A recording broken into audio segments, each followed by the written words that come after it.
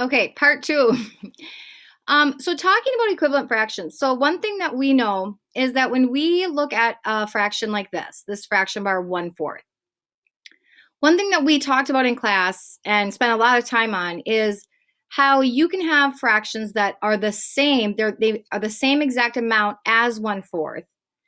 They just have a different fraction, but they equal the same amount. So let's look at this and say, I make a loaf of bread and I cut it here, here, here.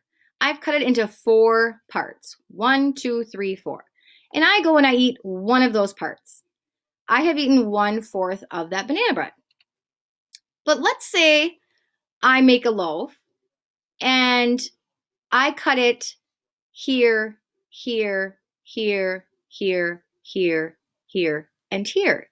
Now I've cut my banana bread loaf, which is the same size as my original loaf. I've cut it into smaller pieces.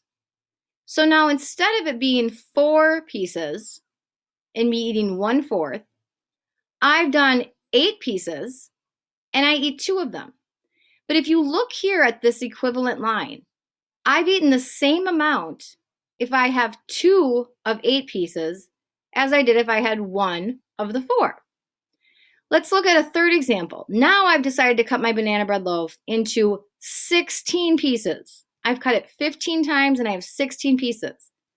But if I eat 4 of those 16 pieces, I am eating the exact same amount as 2/8 or 1/4. So remember when we talked about how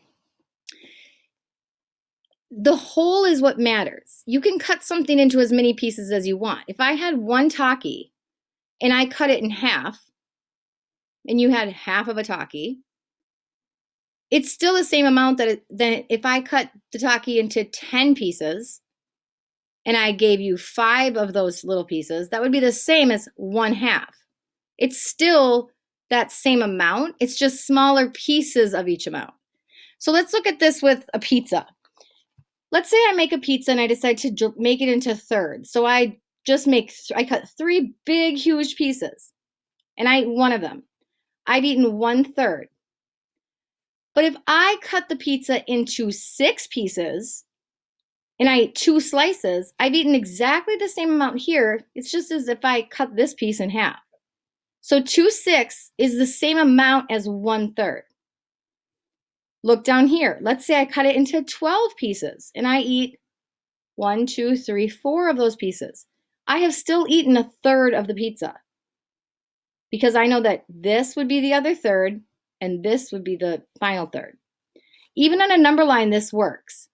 So let's say this is my number line. I have 0 here. 4/4 is the same as it equals a whole, so 1 whole.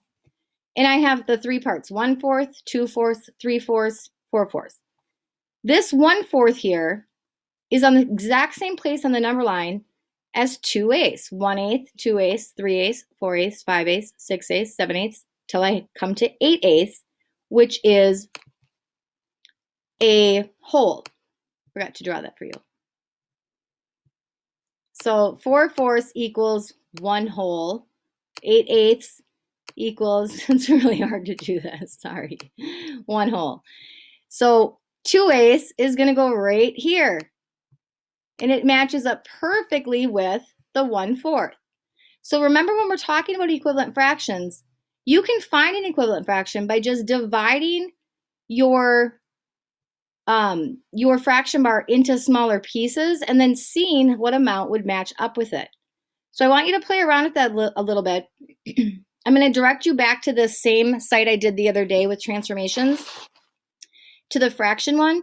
And I want you to practice building first just some basic fractions and then try to build some equivalent fractions and take a screenshot and attach it to me or attach it to your assignment and submit it so I can take a look at it.